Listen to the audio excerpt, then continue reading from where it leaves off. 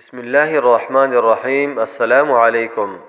دنیا بھر کے مسلمان مملکت سعودی عرب اور خصوصاً بلاد الحرمین شریفین سے خصوصی دلچسپی رکھتے ہیں، اور یہ دلچسپی عقیدے اور عقیدت کی ہے کہ حرمین شریفین مسلمانوں کی عقیدت کا مرکز ہے۔ تو اس لیے مملکت کے ویژن 2030 کے مطابق چند تبدیلیوں کی وجہ سے دنیا بھر کے مسلمان تھوڑی تشویش میں مبتلا تھے۔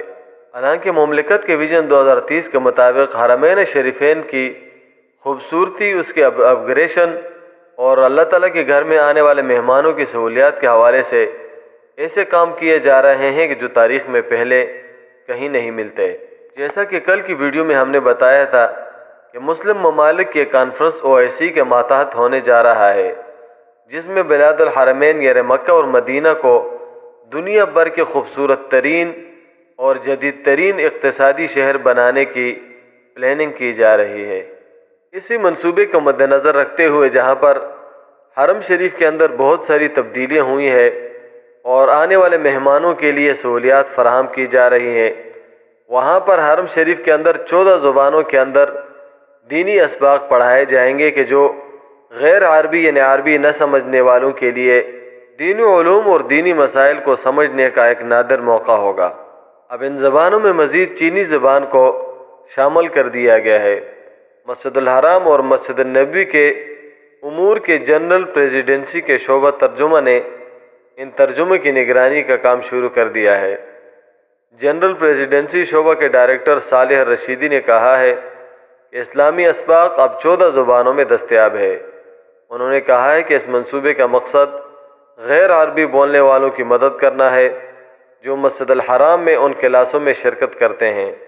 چینی زبان کے ساتھ دوسری زبانوں میں انگریزی، اردو، فرانسیسی، ہاؤسا، ترکی، مالائی، انڈونیشی، تامل، ہندی، بنگالی، فارسی اور روسی اور دیگر زبانیں شامل ہیں۔ یہ ہر ماہ 7,000 سے زیادہ افراد یا تو اسباق کے بیک وقت ترجمے کے ذریعے یا جنرل پریزیڈنسی کے سوشل میڈیا پر شائع کردہ اقتباسات کے ذریعے خدمات کا استعمال کرتے ہیں۔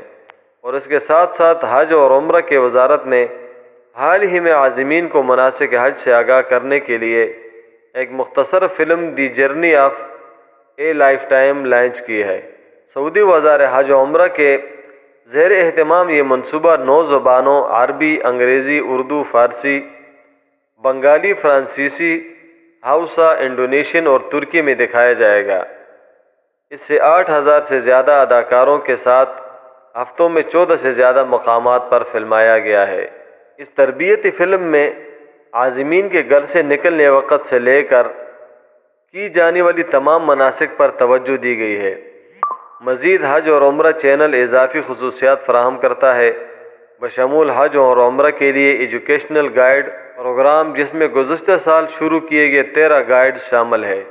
یہ فلم عازمین حج کو رہنمائی فراہم کرے گی، جس میں یوم عرفات، عید الاضحیٰ، ایام تشریق، زیادہ رش والے علاقے، جمرات کے پل کے کھلنے کے اوقات اور متعدد اسلامی مقامات شامل ہیں۔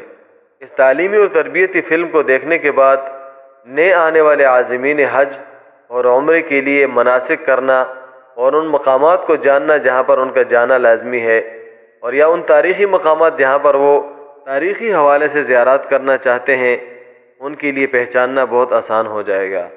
آپ کے قیمتی وقت کا انتہائی شکریہ۔ اللہ حافظ۔ سبسکرائب کے بٹن پہ کلک کریں، بیل کے آئیکن پہ کلک کیجئے تاکہ ہر نئی ویڈیو کی نوٹیفیکیشن آپ کو مل جائے۔